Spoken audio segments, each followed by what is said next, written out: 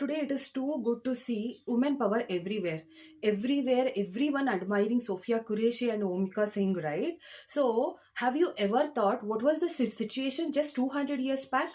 Maybe in the 19th century? Let's talk about that.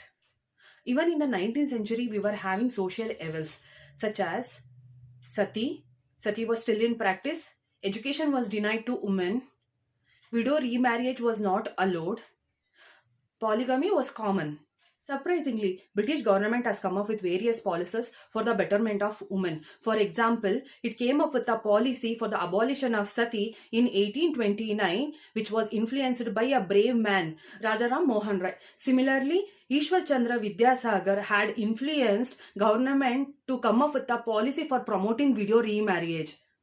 British ಕಾಲದ Bengal region ಅಲ್ಲಿ ಹೆಣ್ಮಕ್ಳು ಹುಟ್ಟಿದ ತಕ್ಷಣ ಆ ಮಕ್ಕಳನ್ನ ಕೊಲೆ ಮಾಡ್ಲಾಗ್ತಿತ್ತು. ಏನಕ್ಕಪ್ಪ ಅಂದ್ರೆ ಅವರು ಹೆಣ್ಮಕ್ಳು ಅಂತಂತಂದ್ರೆ ಮನೆಗೆ ಭಾರ, ಇವರು ಬರ್ಡನ್ನು, ಇವರಿಂದ ಏನು ಉಪಯೋಗ ಇಲ್ಲ ಅನ್ನೋ ಮನೋಭಾವನೆನ ಅವ್ರು ಹೊಂದಿದ್ರು. ಇದಕ್ಕೋಸ್ಕರ ಎಗೇನ್ ಬ್ರಿಟಿಷ್ ಅವರೇನೆ ಬೆಂಗಾಲ್ ರೆಗ್ಯುಲೇಷನ್ಸ್ ಅಂತ ತಗೊಂಡ್ಬಂದ್ರು.